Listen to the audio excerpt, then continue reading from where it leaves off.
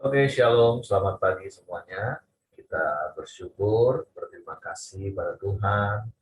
Pagi hari ini kita boleh bangun lagi dengan tubuh yang diberkati dan kekuatan kesehatan baru yang datang daripada Tuhan. Kita datang menghampiri tahta kasih karunia. Kita membawa hidup kita sebagai persembahan yang hidup. Menaikkan pujian penyembahan kita, menyukakan hati Tuhan. Bapa, kami bersyukur, kami berterima kasih kepadamu pagi hari ini. Kami bersyukur buat pemeliharaanmu yang ajaib bagi hidup kami. Terima kasih buat sepanjang malam tidur nyenyak yang kau berikan bagi kami. Hingga pagi hari ini kami boleh bangun lagi dengan tubuh yang diberkati, dengan kekuatan kesehatan yang baru yang datang daripadamu. Untuk kami pergunakan beraktivitas di sepanjang hari. Dan biarlah semua yang kami lakukan, kerjakan, itu boleh memuliakan nama. Biarlah perkenananmu turun atas hidup kami. Dan kami boleh menikmati kebaikan, kebajikan, dan kemurahan di sepanjang umur hidup kami.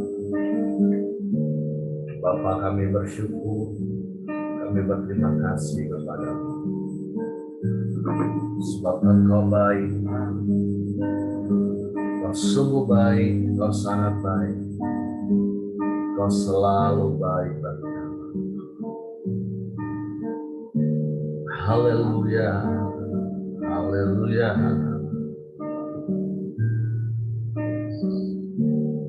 Saat ku menyembahmu, Rohmu bekerja.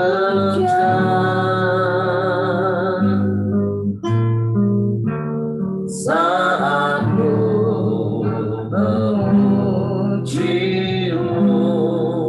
Kau berkata di atas pujian. Saat kami menyembahmu Tuhan, saat ku menyembahmu, Rohmu bekerja.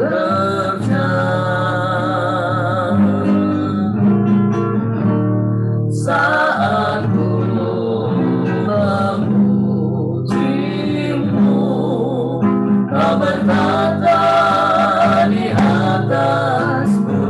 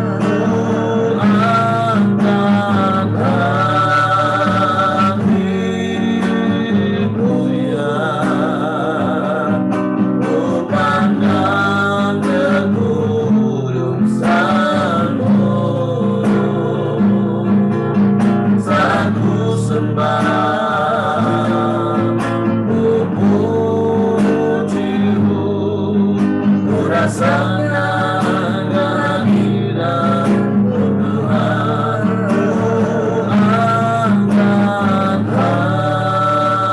hatiku, amin. Ku pandang kekudusanmu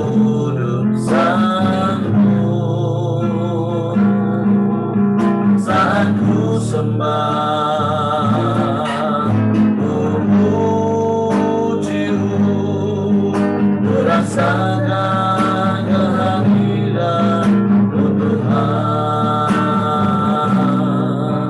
ku rasakan kehadiran Tuhan, ku rasakan kehadiran-Mu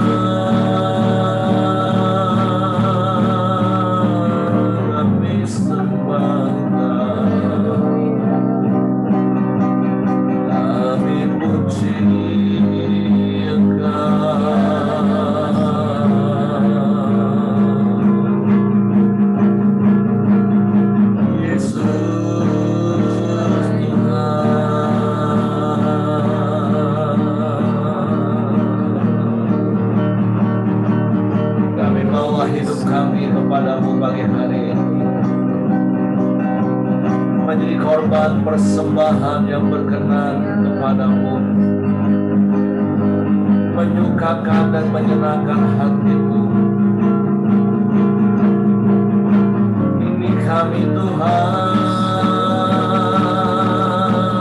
kami bersyukur padamu, sebab Engkau baik bagi kami. Engkau sungguh baik, Kau sangat baik bagi kami. Kau selalu baik, selamanya Kau baik Tuhan. Dalam segala perkara yang kami alami, kami percaya Engkau baik Tuhan. Kau Kau turut bekerja mendatangkan kebaikan bagi kami. Sebab Kau Bapa yang baik, Kau Bapa yang setia, Bapa yang mulia. Kami sembah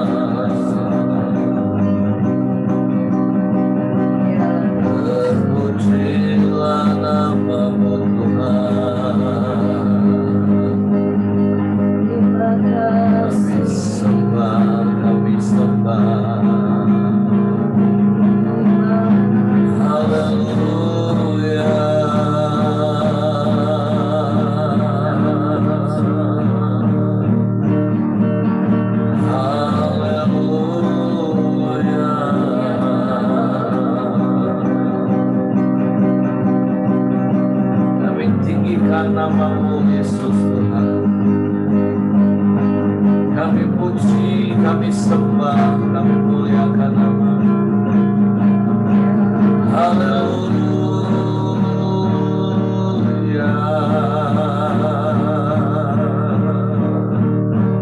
Sebab Kau yang layak dipuji, disembah. Sebab Kau yang layak ditinggikan, diagungkan selamanya.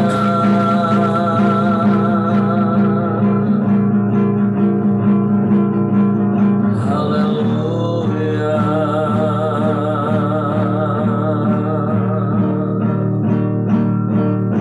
Haleluya. Haleluya. Haleluya.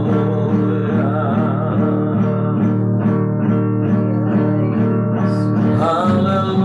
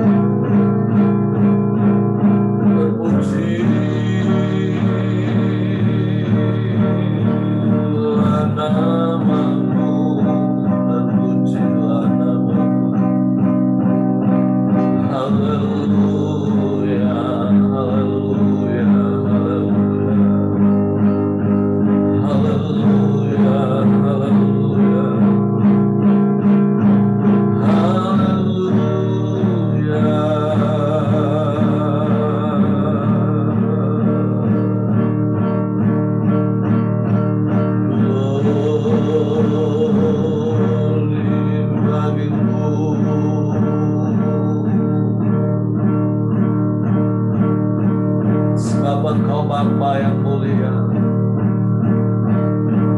sebab Engkau Bapa yang setia, Engkau Bapa yang memelihara hidup kami, Engkau Bapa yang memberkati kami. Kami bersyukur, kami bersyukur, kami bersyukur. Terima kasih, terima kasih, terima kasih. Kami sembah, kami sembah, kami sembah. Haleluya.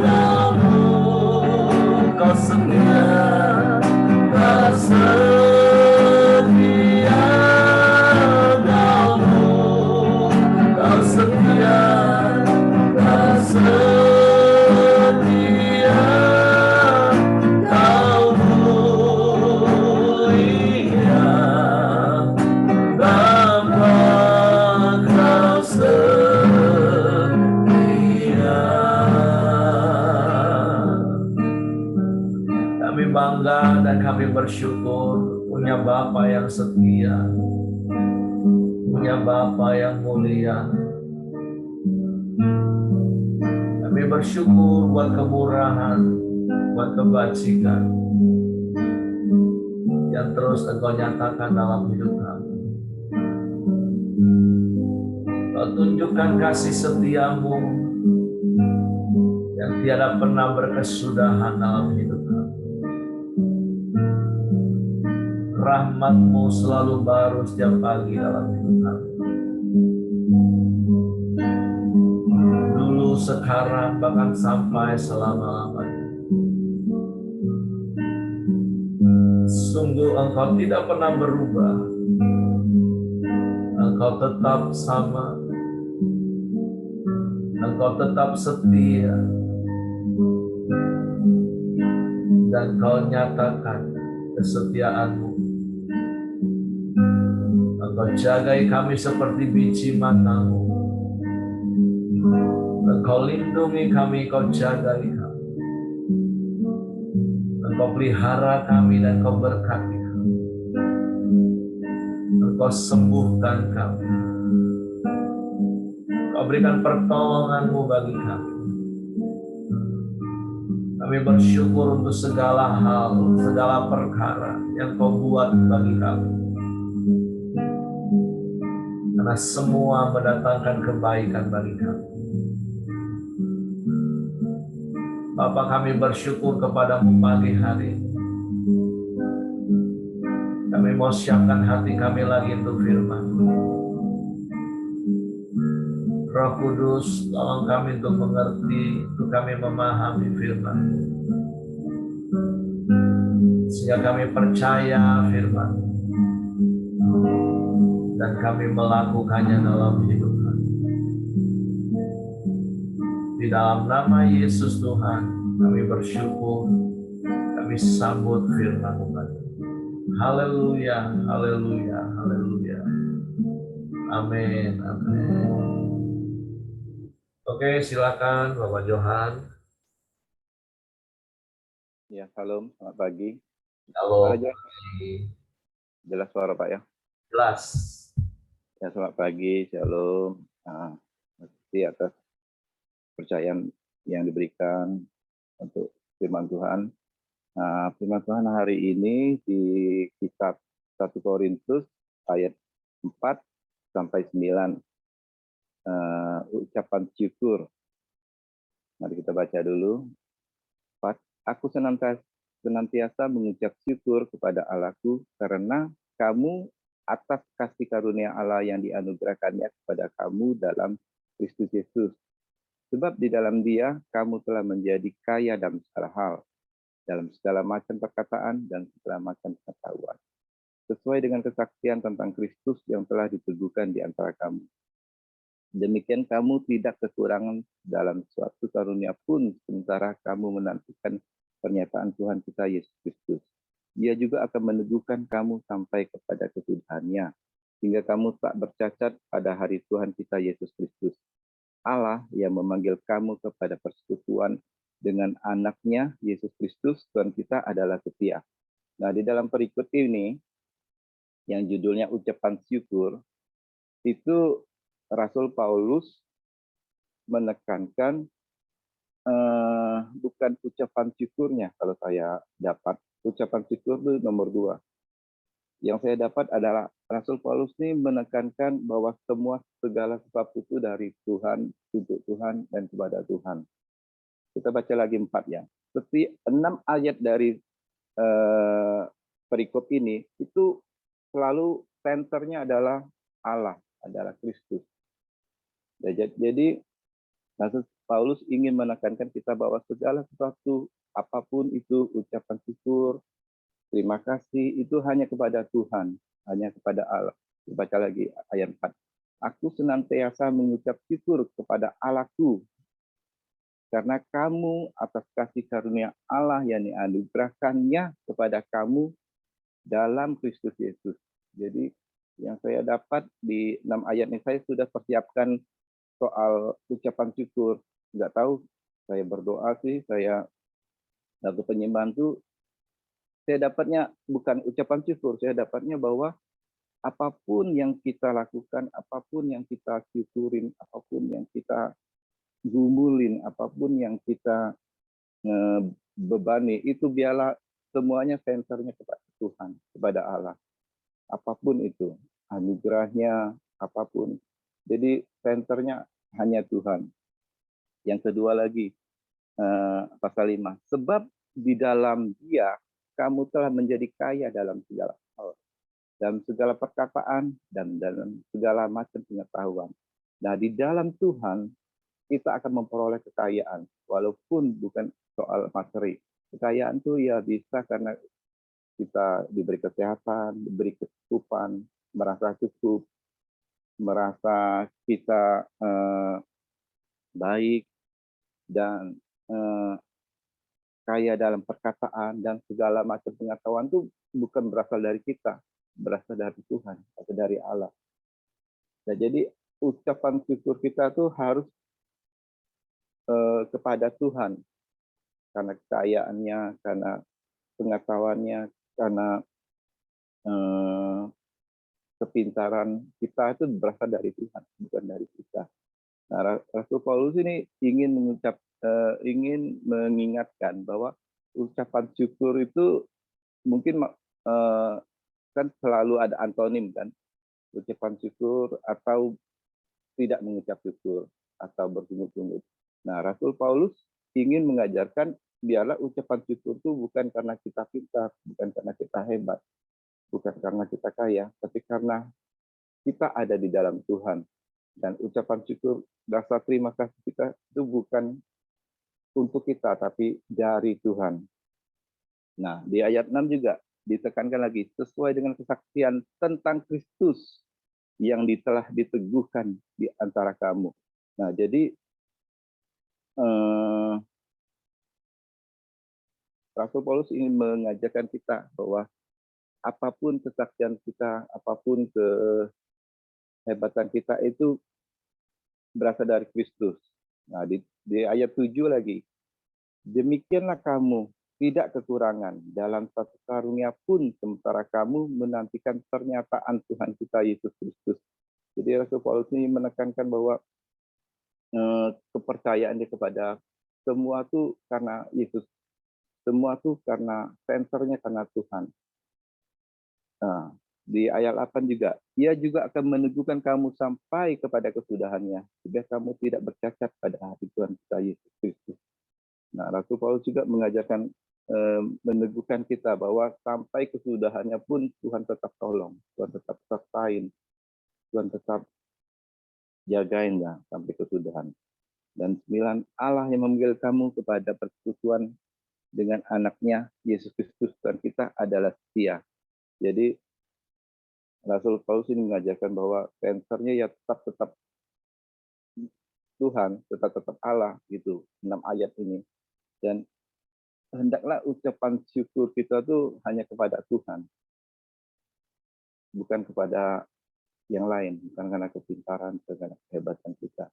Dan arti dalam ucapan syukur pun itu saya lihat, itu arti dalam ucapan syukur itu artinya bersyukur itu ada suatu perbuatan atau suatu perbuatan yang bertujuan untuk berterima kasih atas nikmat yang telah diberikan Tuhan kepada kita. Nah, jadi kalau kita mengucap syukur itu biarlah hanya pada Tuhan, bukan karena gagah dan hebat kita. Dan juga Rasul Paulus itu memberikan teladan ucapan syukur kita tuh. Mengapa kita harus mengucap syukur? Karena mengucap syukur tuh kalau saya dapat, satu, Tuhan menghendaki kita mengucap syukur. Itu kehendak Tuhan. Jadi kalau kita sebagai anak Tuhan, kehendak Tuhan adalah selalu mengucap syukur. Nah, yang saya dapat itu di 1 Tesalonika 5 ayat 18. Mengucap syukurlah dalam segala hal, sebab itulah yang dikehendaki Allah dalam Yesus Kristus bagi kamu. Jadi sebagai anak Tuhan, kehendak Tuhan adalah selalu mengucap syukur. Ucap syukur itu bukan karena kita mendapat sesuatu hal yang baik, sukacita, apapun yang baik-baik. Tapi ucapan syukur itu adalah kehendak Tuhan. Di masa apapun, di situasi apapun, jangan hanya mengucap syukur karena senang aja, tapi di saat penuh beban, pergumulan, sakit penyakit, tetap kehendak Tuhan adalah mengucap syukur. Apapun itu kehendak Tuhan adalah ucap syukur. Itu intinya. Yang saya buat adalah mengapa kita harus mengucap syukur itu adalah bukti iman kita kepada Kristus. Karena Kristus telah mati untuk kita, menebus dosa kita, menyelamatkan kita, dan Dia pasti akan menolong kita gitu. Karena kita anaknya, bukan siapa-siapa, kita anaknya loh. Jadi sadarin bahwa apapun yang terjadi kita mengucap syukur, karena itu kehendak Tuhan. Kalau kita analoginya gini, kalau kita menjadi seorang anak, kita harus nurut bapak kita. Walaupun bapak kita di dunia ini kadang-kadang tidak seperti kehendak Tuhan, tapi kita harus nurut bapak. Karena dia yang membiayai kita, dia yang menjadi orang tua kita. Jadi baik tidak baik, ya sikap hati kita harus nurut, apalagi dengan Tuhan. Jadi kehendak Tuhan tuh ya ucap syukur dan selalu percaya gitu. Nah, kedua, mengucap syukur tuh Tuhan kehendaki kita mengucap syukur tuh itu adalah pilihan. Kita mau memilih mengucap syukur atau tidak mengucap syukur itu pilihan. Jadi Tuhan kita harus bersyukur karena itu adalah satu pilihan bagi kita. Kita mau memilih bersyukur atau tidak bersyukur itu kita pilih. Tapi kehendak Tuhan bagi kita, pilihlah untuk selalu mengucap syukur. Karena disitulah letak kekuatan kita. Disitulah letak di dalam ucapan syukur juga ada kuasa. Karena di dalam ucapan syukur ada kuasa. Jika kita melakukannya, kita akan selalu bersukacita, kita selalu bersemangat, kita selalu memiliki harapan dan jalan keluar kalau kita mengucap syukur daripada bersungut-sungut. Dan apa sih yang harus kita syukurin dalam hidup ini? Kalau yang saya dapat sih, kita mengucap syukur karena iman kita kepada Tuhan. Karena iman kita lah yang menyelamatkan kita. Ada firman Tuhan yang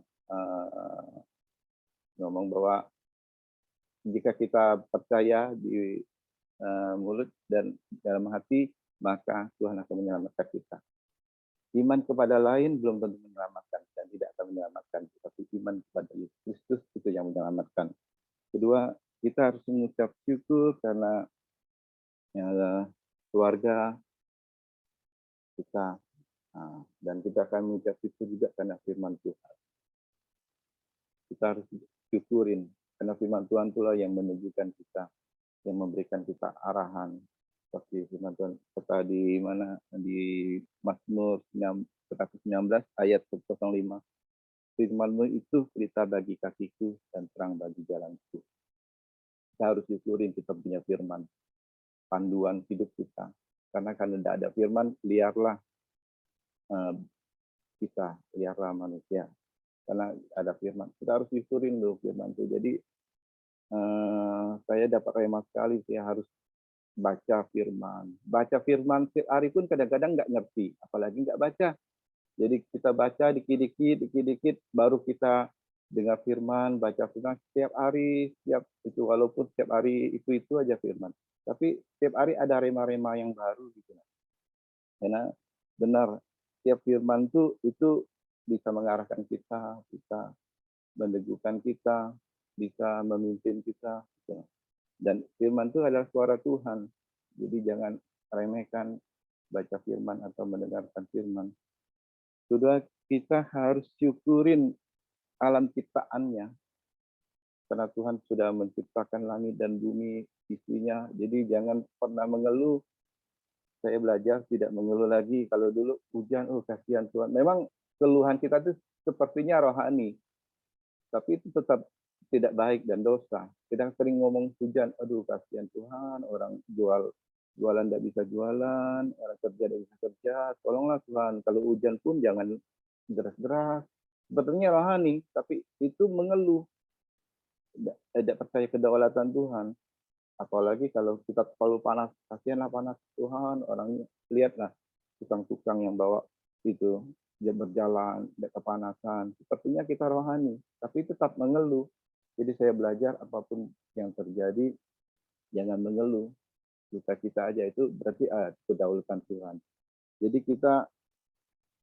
hidup kita sudah damai sejahtera, tidak banyak keluhan. Dan kita juga harus bersyukur atas alam ciptaannya. Karena Tuhan sudah menyediakan semuanya itu. Jadi manfaatin dan jangan dikeluhin semua ciptaan Tuhan kita, langit dan bumi, baik alam semestanya gitu. Kedua ya kita harus syukurin Tuhan selalu menolong kita gitu. Nah, dan saya pelajarin juga itu yang tidak membuat kita mengeluh tuh itulah ketidakpercayaan kita, kekhawatiran kita, kebimbangan kita, itu yang sering membuat kita tidak sering mengeluh dan tidak mengucap syukur. Biasanya orang yang tidak mengucap syukur itu yang saya baca, yang saya belajarin itu salah satunya itu berpusat pada diri sendiri, egois. Itu orang egois itu susah untuk mengucap syukur. Tidak tuh orang yang merasa pintar atau kesombongan, orang yang rendah hati, rendah diri juga itu juga termasuk orang yang tidak bisa mengucap syukur. Karena dia merasa dirinya nggak pintar, nggak bisa apa-apa. Nah, itu harus kita belajar bahwa kita harus percaya diri, rendah hati, mau dibentuk, mau diajar, belajar untuk mementingkan orang lain, itu menjauhkan kita dari mengeluh. Dan juga tidak fokus pada diri sendiri. Nah, kalau kita sudah melakukan itu, kita akan pasti hidupnya penuh sukacita, penuh dengan sehat, karena hati kita bergembira terus, tidak mengeluh. Kedua, kita juga hidup di masa kini, karena ciri-ciri orang yang mengucap syukur adalah orangnya sih bersukacita, tidak egois, sudah tuh hidup di masa kini bukan di masa lalu, sudah tuh dia selalu merasa cukup, milikilah hati yang selalu merasa cukup, dan juga hidupnya tenang kalau kita selalu mengucap syukur. Jadi yang intinya selain ucapan syukur, biarlah semua pusat hidup kita, pikiran, perkataan, perbuatan, sikap hati kita hanya kepada Tuhan. Karena kalau kita berdasarkan kepada Tuhan, maka akan selalu keluar dari sikap hati, pikiran, perkataan, perbuatan kita itu ucapan syukur. Dari Rasul Paulus ini mengajarkan itu. Nah, itu saja yang saya dapat, Pak. Oke, terima kasih untuk Pak Johan. Pagi hari ini mengingatkan kita dari apa yang firman Tuhan katakan, bahwa untuk kita selalu mengucap syukur.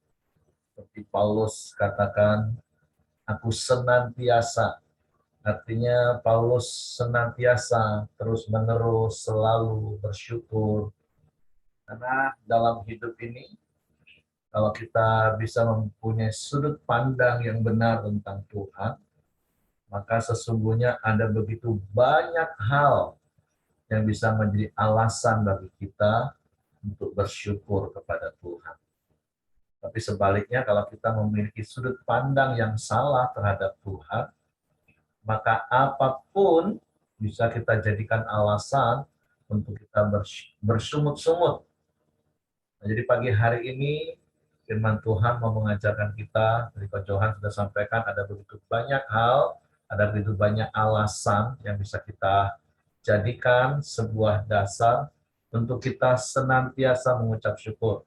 Apalagi seperti surat Rasul Paulus kepada jemaat di Tesalonika tadi, mengucap syukurlah dalam segala hal, karena itu adalah kehendak Artinya itu yang dikehendaki Bapa dalam hidup kita, di dalam Kristus.